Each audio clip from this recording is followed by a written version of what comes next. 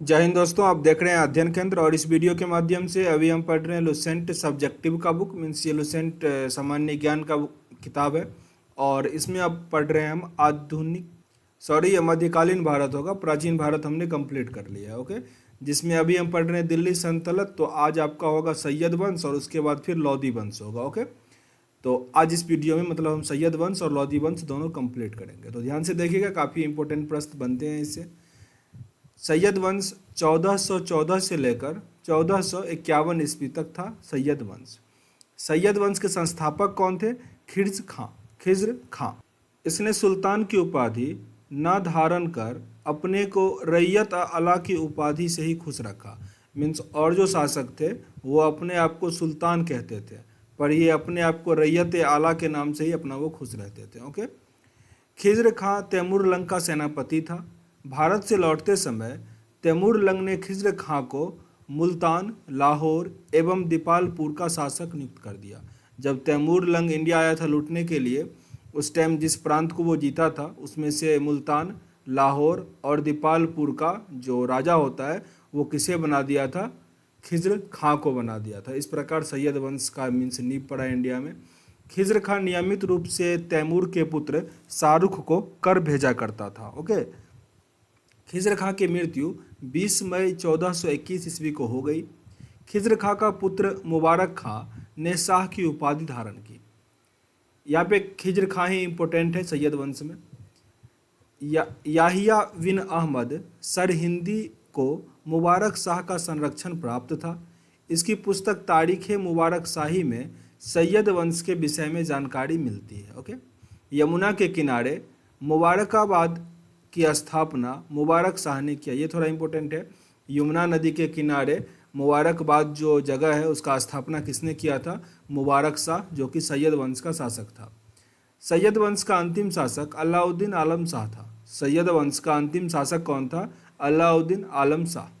सैयद वंश का अंतिम करीब 37 वर्षों तक रहा। मीन्स सैयद वंश का शासन करीब 37 वर्षों तक रहा। अब आपका काफ़ी इंपॉर्टेंट वंश आता है लोधी वंश, 1451 से लेके 1526 तक। ओके, देखना ध्यान से। लोधी वंश का संस्थापक कौन था? बहलोल लोधी। यही आपके लिए सबसे इंपॉर्टेंट है कि लोधी वंश का संस्थापक कौन था? बहलोल लोधी।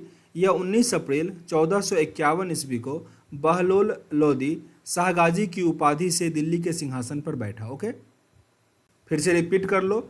बहलोल लोधी क्या था? दिल्ली मीन्स लोधी वंश का संस्थापक था। ओके, फिर से रिपीट कर लेते हैं। लोधी वंश का संस्थापक कौन था? बहलोल लोधी। इसको नहीं भूलना, बहुत बार पूछा गया प्रश्न है। दिल्ली का प्रथम अफगान राज्य की स्थापना का श्रेय बहलोल लोधी को ही दिया जाता है। दिल्ली में प्रथम अफगान राज्य किसने लगाया? तो वो था बहलोल लोधी ने ही। बहलोल लोधी ने बहलोल सिक्के का प्रचलन भी करवाया था। वह अपने सरदारों को मकसद ए अली कहकर पुकारता था। मकसद ए अली कहकर पुकारता था। वह अपने सरदारों के खड़े रहने पर स्वयं भी खड़ा रहता था। मीन्स उसके सरदार अगर खड़े रहते थे तो वो भी खड़ा रहता था। बहलोल लोधी का पुत्र निज़ाम खां 17 जुलाई 1489 ईस्वी को सुल्तान सिकंदर शाह की उपाधि धारण किया और दिल्ली के सिंहासन पर बैठा। मीन्स बहलोल लोधी के बाद लोधी वंश के सिंहासन पर कौन बैठा? सुल्तान सिकंदर शाह। ओके, 1504 ईस्वी में सिकंदर लोधी ने आगरा शहर का स्थापना किया। ये काफ़ी इंपॉर्टेंट है। आगरा शहर का स्थापना किसने किया? सिकंदर लोधी ने। सिकंदर लोधी ने, ये लोधी वंश का दूसरा सम्राट था। 1504 ईस्वी में आगरा शहर का स्थापना किया गया। इस लाइन को नहीं भूलना, काफ़ी इंपॉर्टेंट है। जिस प्रकार मैंने कहा कि बहलोल लोधी लोधी वंश का संस्थापक था, तो वो भी आपके लिए उतना ही इंपॉर्टेंट था। भूमि के लिए मापन की प्रक्रिया पैमाना गजे सिकंदरी का प्रचलन सिकंदर लोधी ने ही किया। ये भी थोड़ा इंपॉर्टेंट है। गुलरुखी शीर्षक से फारसी कविताएं लिखने वाला सुल्तान सिकंदर लोधी था। सिकंदर लोधी जो था वो एक गुलरुखी शीर्षक देके अपना वो कविता लिखता था फारसी में। वो कौन लिखता था? तो सिकंदर लोधी। गुलरुखी थोड़ा याद रखना, किस भाषा में लिखता था? वो फारसी भाषा में। सिकंदर लोधी ने आगरा को अपनी नई राजधानी बनाया, आगरा शहर बसाया और साथ ही आगरा को अपना राजधानी बनाया। इसके आदेश पर संस्कृत में एक आयुर्वेद ग्रंथ का फारसी में फरहंगे सिकंदरी के नाम से अनुवाद हुआ। इसने नगरकोट के ज्वालामुखी मंदिर को तोड़कर उसके टुकड़े को कसाईयों को मांस तौलने के लिए दे दिया। मीन्स जो वजन होता है ना, किलो करने के लिए, तोल के लिए दे दिया गया। इसने मुसलमानों को तजिया निकालने एवं मुसलमान स्त्रियों को पीरों तथा संतों के मज़ार पर जाने पर प्रतिबंध लगा दिया गया कि जो मुस्लिम औरतें हैं वो जातियाँ निकालना और साथ ही मीन्स पीरों और संतों के मज़ार पर महिलाएं नहीं जाएगी। आगे दिया गया है, गले की बीमारी के कारण सिकंदर लोदी की मृत्यु 21 नवंबर 1517 ईस्वी को हो गया। सिकंदर लोदी जो लोदी वंश का दूसरा शासक था, उसकी मृत्यु कब हो गया? 1517 को हो गया। ओके, इसी दिन इसका पुत्र इब्राहिम लोदी, ये भी इंपॉर्टेंट है, इब्राहिम लोदी आगरा के सिंहासन पर बैठ गया। 21 अप्रैल 1526 ईस्वी को पानीपत का प्रथम युद्ध होता है, जिसमें बाबर से इब्राहिम लोदी हार जाता है। ओके, और वो मारा भी जाता है। ये थोड़ा इंपॉर्टेंट याद रखना, 1526 ईस्वी में, हालांकि ये हम जब मुगल काल पढ़ेंगे तब भी पढ़ेंगे, पर अभी याद रखो 1526 ईस्वी में 21 अप्रैल को था, पानीपत का युद्ध हुआ था। इब्राहिम लोदी उसमें क्या हुआ? हार गया और मारा गया।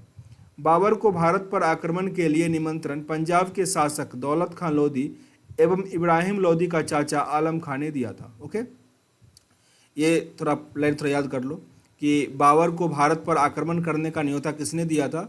पंजाब का शासक एक दौलत खां लोदी था और इब्राहिम लोदी का चाचा आलम खां था। इन्होंने बाबर को मीन्स इंडिया में हमला करने के लिए कहा था। दोनों नाम इंपॉर्टेंट है, दौलत खां लोदी और आलम खां। मोठ के मस्जिद का निर्माण सिकंदर लोदी के वजीर द्वारा करवाया गया था।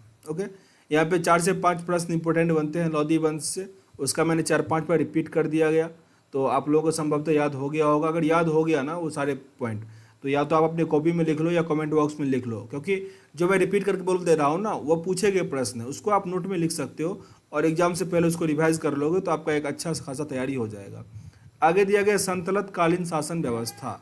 ओके, अब यहाँ एक तरह से मिसलेनियस समझो कि दिल्ली सल्तनत हम पढ़ रहे थे, तो यहाँ पे दिल्ली सल्तनत में जो शासन व्यवस्था था, मंत्री कैसा था, उसके बारे में आगे यहाँ पे मीन्स विविध टाइप में दिया गया है, तो उसको हम इसी वीडियो में कवर कर लेते हैं, क्योंकि वीडियो मीन्स पूरा कंप्लीट हो जाएगा आपका दिल्ली सल्तनत। तो इसमें दिया गया केंद्रीय प्रशासन का जो मुखिया था उसको सुल्तान कहा जाता था। केंद्रीय प्रशासन का मुखिया को सुल्तान कहा जाता था।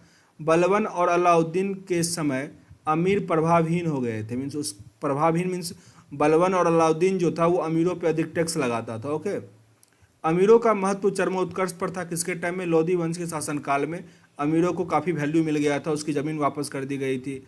सल्तनत काल में मंत्री परिषद को मजलिस ए खलवत कहा गया।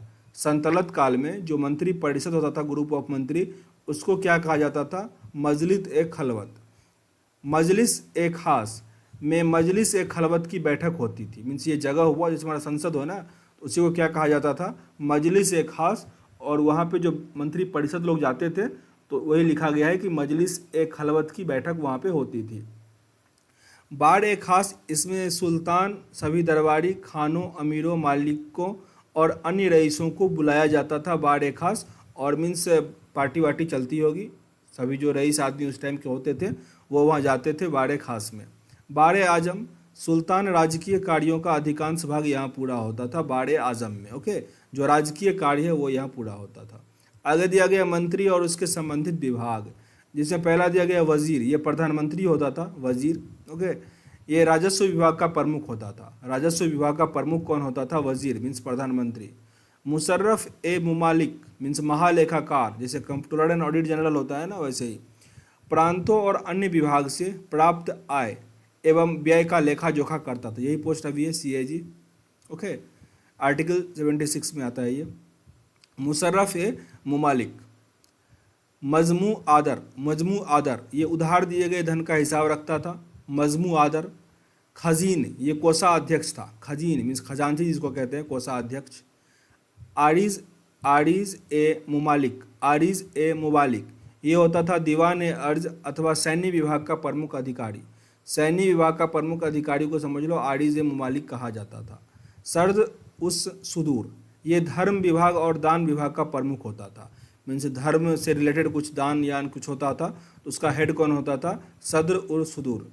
काजी उल कजात, ये सुल्तान के बाद न्याय का सर्वोच्च अधिकारी होता था। सुल्तान के बाद न्यायाधीश समझ लो, ये कौन होता था? काजी उल कजात।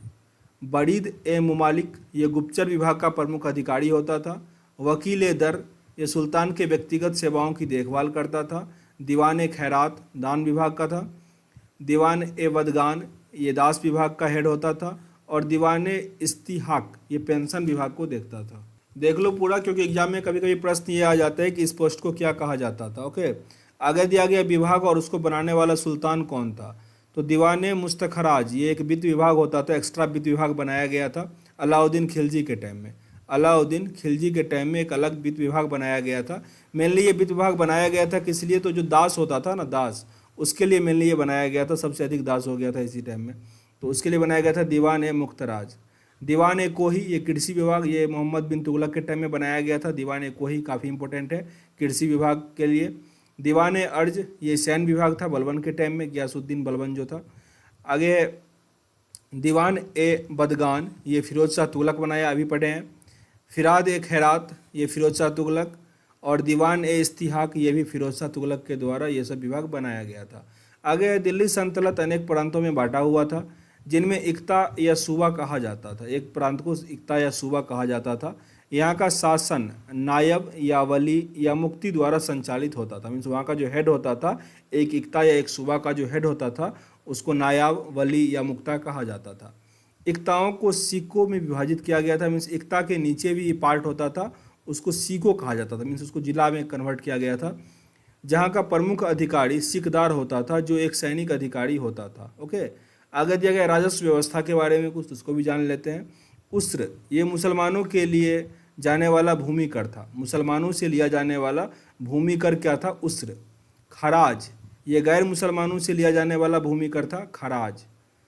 जक़ात ये मुसलमानों पर धार्मिक कर था, संपत्ति का 40वां हिस्सा, मीन्स 40%। ओके, और जजिया होता था गैर मुसलमानों का धार्मिक कर। मीन्स जाकात हो गया मुसलमानों का धार्मिक कर, और जजिया हो गया गैर मुसलमानों का धार्मिक कर। उस्र हो गया मुसलमानों का भूमि वाला कर, और खराज हो गया गैर मुसलमानों के लिए भूमि वाला कर। नोट में दिया गया खम्स। खम्स इंपॉर्टेंट है, कई बार पूछा गया प्रश्न है।